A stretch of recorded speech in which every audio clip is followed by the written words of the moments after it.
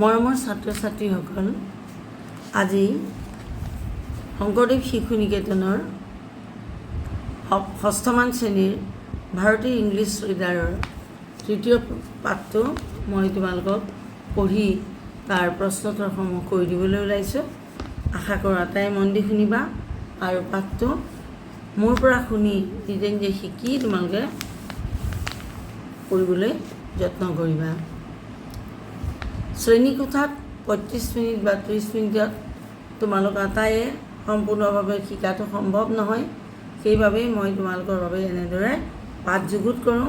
যদি মোৰ চেনেলটো ভাল লাগিছে, কিবা এটা শিকিব পাৰিছোঁ বুলি ভাবিছা, তেনেহ'লে তাক লাইক আৰু শ্বেয়াৰ কৰিবলৈ নাপাহৰিবা। যিসকলে এতিয়াও মোৰ চেনেলটো ছাবস্ক্ৰাইব কৰি লোৱা নাই, আশা কৰোঁ আটাই ছাবস্ক্ৰাইব কৰি ল'বা। পাঠ নম্বৰ ৩, নাম মেৰুণ্ড ছুইছ family. There was a family in Switzerland, a country that belongs to the western part of Europe. They undertook a voyage and travelled by the sea. Voyage মানে নাৱেৰে কৰা বা জাহাজেৰে কৰা যাত্ৰা। But unfortunately, the ship wrecked and they were marooned.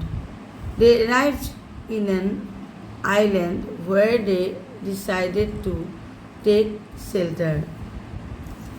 এতিয়া পাঠটো আৰম্ভ হৈছে, মূল পাঠটো। On the first day of the night, we slept on the grass under the tree. In the morning, our first task was to make a ladder. Ladder মানে জানা নহয়, জখলা। We had to have a ladder in order to climb into the house that we were going to build in a giant tree. Giant মানে বৃহৎ আকাৰৰ। We had plenty of rope, but we needed pieces of bamboo to make the steps of the ladder and some bows and arrows. We found some bamboos growing by the river at some distance from the wood. We cut the pieces we needed and bound them together in a bundle to carry back to the wood. On our way, Ernest carried the bundle while Fritz and I held our guns ready, for we never knew what wild animals we would meet. Our brave dog Flora walked in front of us. Suddenly, Flora jumped into some bushes, barking excitedly. Immediately, a flock of flamingos flew out. It took us a long time to make the ladder, but we succeeded in finishing it before nightfall. Then we had to fix it to one of the lower branches of our grand tree. We did this by shooting an arrow with a rope attached to it over the branch. The ladder was then pulled up and fixed in place. It took us several days to make our house in the tree. The younger boys helped by searching for planks on the seashore. They loaded these on the backs of the cow and the donkey and brought them to us. Fritz and I were busy cutting away the branches in the middle of the tree. Then we nailed down some planks and made a floor with a wooden fence around it. We hung 6 hammocks onto some higher branches. Finally, we covered the branches above us with sailcloths to make a roof. Later on, I intended to make a wooden roof. The sailcloth which made the roof also formed the 2 walls of the house. The third wall was the trunk of the tree. The fourth side was left open. It gave a beautiful view over the tree to the ocean. Besides all this, I made a table and some benches, which I placed at the foot of the tree. That was our dining room. By Sunday, our home was completed. That day, we kept, as we always did, for prayer, rest, and pleasant talk. I think it's time for us to give a name to our house. Give a name to our home. I said to my family, and we ought to give names to the other parts of island that we know. Let's think of name that will remind us of our adventures. A good idea, they all agreed. First of all, I said, what name shall we give to the bay where we landed? Let's call it Safety Bay, said my wife, because there the good God brought us to safety. We all agreed that the name was an excellent one. That place where we found the flamingos should be called Flamingo Marsha, said Ernest, and again we all approved. Let's call the bridge Family Bridge. Let's call the bridge Family Bridge, my wife suggested, because all the family members helped to make it. Let's give the name of Cape Disappointment to the place where we looked in vain for the sailors, I said. Let's call the river Jackal River, said Jack. So far, we were in complete agreement. However, we could not agree on the name for our new house.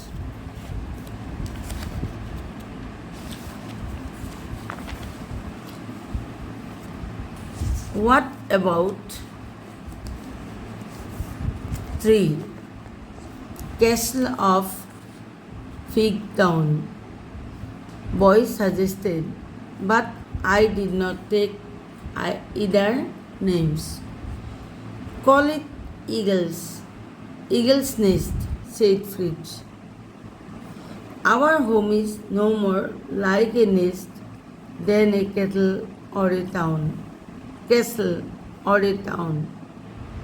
মই আকৌ কৈছোঁ, call it Eagle's Nest, said Fritz.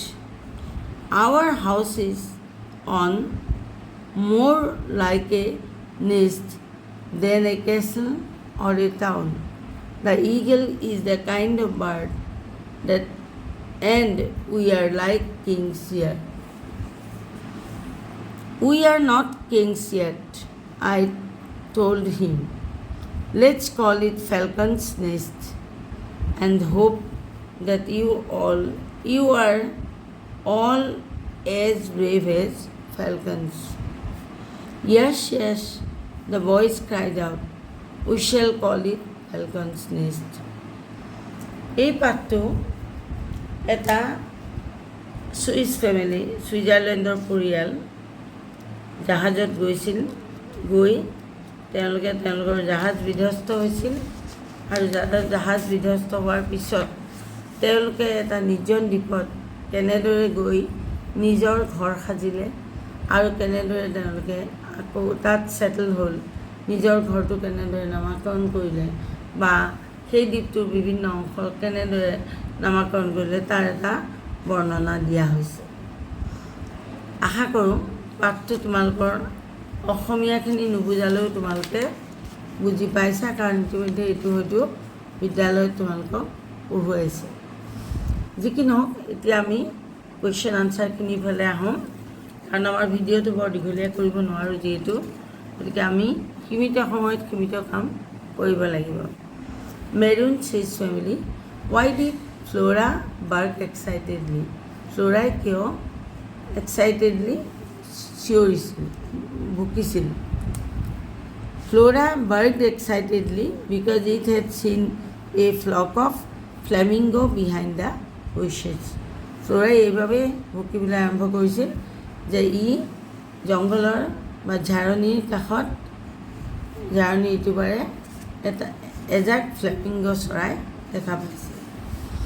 Question number 2, where did the family build the house? পৰিয়ালটোৱে ঘৰ ক'ত বনাইছিল? What was the contribution of Fridge and the author in building the house? ফেমিলিটোৱে বা পৰিয়ালটোৱে ঘৰ ক'ত বনাইছিল আৰু ঘৰ বনাওঁতে ফ্ৰিজ আৰু পাঠটোৰ লেখকে কেনেদৰে অৱদান আগবঢ়াইছিল বা সহায় কৰিছিল? Answer, the family build the house in a giant tree. Fridge and the author cut away the branches in the middle of the tree.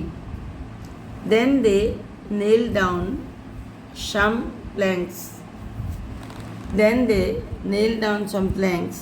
And made a floor with a wooden fence around it. They hung 6 beds made of cloth onto some higher branches. At last, they made a roof by covering the branches with sailcloth. Thus, Fridge and the author contributed in building the house. ইয়াৰ পিছৰ প্ৰশ্নটো চোৱা। পিছৰ প্ৰশ্নটো হৈছে where was the dining room? Dining ৰুমটো ক'ত আছিল? How was it made? এইটো কেনেদৰে বনোৱা হৈছিল? উত্তৰ চোৱা।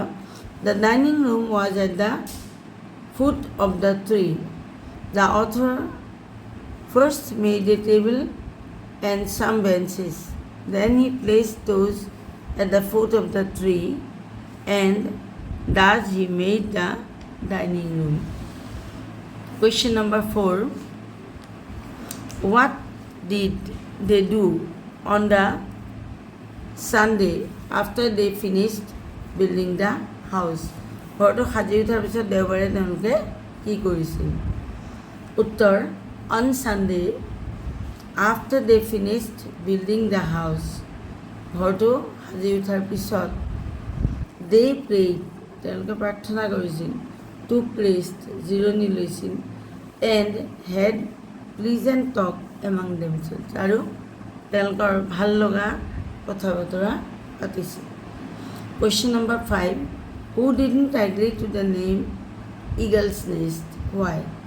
Eagle's Nest নামটো কোনে সন্মতি জনোৱা নাছিল? Eagle's Nest নাম দিবলৈ কোনে সন্মতি জনোৱা নাছিল আৰু কিয়? Answer, the author did not agree the name the house Eagle's Nest, to name the house the Eagle's Nest, because according to the author they were not kings till that time. লিখকে ঘৰটোৰ নাম ইগলছ nest দিয়াক লৈ সন্মত হোৱা নাছিল, কাৰণ তেওঁৰ মতে তেতিয়ালৈকে তেওঁলোকে ইগল তেতিয়ালৈকে তেওঁলোক ৰজাৰ দৰে থাকিবলৈ হোৱা নাছিল। Question 6. I think it's time for us to give a name to our home. Who spoke these words and to whom? মই ভাবোঁ এতিয়া ঘৰটোৰ এটা নাম দিয়া, আমাৰ ঘৰটোৰ এটা নাম দিয়া সময় আহি পৰিছে। এই কথাষাৰ কোনে কৈছিল আৰু কাক কৈছিল? The author spoke these words to his family. লিখকে এই কথাষাৰ তেওঁৰ পৰিয়ালৰ মানুহবোৰক কৈছিল। B. Why did he want to name the author other parts of the island as well? তেওঁ দ্বীপটোৰ বাকী অংশবোৰক কিয় নাম দিয়াৰ কথা ভাবিছিল? Answer. The author wanted to name the other parts of the island so that it reminds them of their adventure. লেখকে দ্বীপটোৰ সকলো অংশৰে বা বাকী অংশবিলাকৰ নাম দিব বিচাৰিছিল কাৰণ যাতে ই আগলৈ তেওঁলোকৰ এই যাত্ৰাৰ কথা সোঁৱৰাই থাকে। Which was the first place to be named? কোনটো অংশক প্ৰথমতে নাম দিয়া হৈছিল? Answer. The first place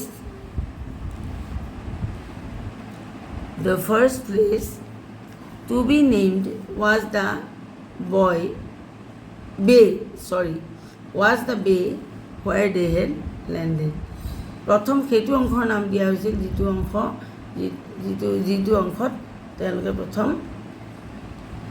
মাটি পাইছিল বা উঠিছিল। Make sentence. ইয়াৰ পিছত বাক্য বনাবলৈ দিছে কেইটামান অংশ বাক্যাংশ। Number 1, to one of the lower branches. To one of the lower branches. The বাক্যটো হ'ল the baby monkey jumped to one of the lower branches. সৰু বান্দৰটোৱে এটা তলৰ এটা সৰু ডালিত লৈ জাম্প কৰিছিল।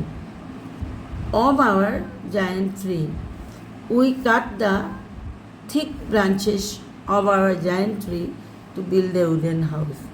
আমি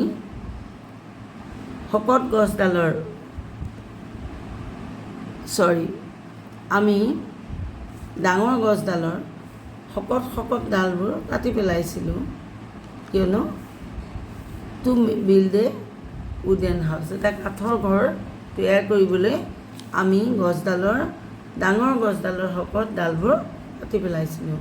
Under the tree, গছৰ তলত, an old man is sitting under the tree. এজন বৃদ্ধ মানুহ গছজোপাৰ তলত বহি আছে। Into the house, the frog jumped into the house to save itself from the snake. ভেকুলীটোৱে নিজকে সাপটোৰ পৰা বচাবলৈ ঘৰটোৰ ভিতৰলৈ জাপ মাৰি গৈছিল। Over the branch, he tied the rope over the branch of a tree to make a swing. তেওঁ গছডালৰ ডাল এটাৰ ওপৰলৈ বান্ধিছিল কিয়নো তেওঁ এখন চুইং বনাব খুজিছিল, ঝুলনা বনাব খুজিছিল। তেওঁ আকৌ কৈছোঁ অসমীয়াটো, তেওঁ ৰছীডাল গছৰ ডালটোৰ ওপৰ অংশত বান্ধি এখন ঝুলনা বনাইছিল। On the back of the cow, the naughty boy is trying to ride on the back of the cow. দুষ্ট ল'ৰাটোৱে গৰুজনীৰ পিঠিত উঠিবলৈ চেষ্টা কৰি আছে। With a wooden fence, the front side of our house is surrounded with a wooden fence.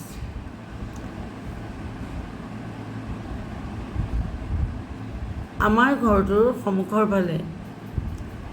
ফালটো এখন কাঠৰ বেৰাৰে বেৰি থোৱা আছে।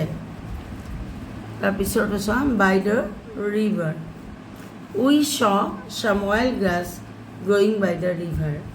আমি নদীখনৰ কাষত কিছুমান বনৰীয়া ঘাঁহ গজি থকা দেখিছিলোঁ। In front of us Call the students and make them stand in front of us, the teacher ordered. শিক্ষকজনে আদেশ দিছিল, ল'ৰাবোৰক আমাৰ সন্মুখলৈ আহি আমাৰ সন্মুখলৈ মাতি আনা। ল'ৰাবোৰক আমাৰ সন্মুখলৈ মাতি আনা। এইখিনিতে এই পাঠটো শেষ হৈছে। তোমালোকে পাঠটো পঢ়িবলৈ আৰু প্ৰশ্নোত্তৰবোৰ কৰিবলৈ শিকিবা। আৰু ইয়াৰ অতিৰিক্ত যদি ইয়াৰ উপৰিও যদি কিবা সহায় লাগে তেনেহ'লে কমেণ্ট বক্সত তোমালোকে লিখিবা। আজিলৈ এৰিছোঁ, নহ'লে পুনৰ আটাইকে মৰম জনাই সামৰিছোঁ।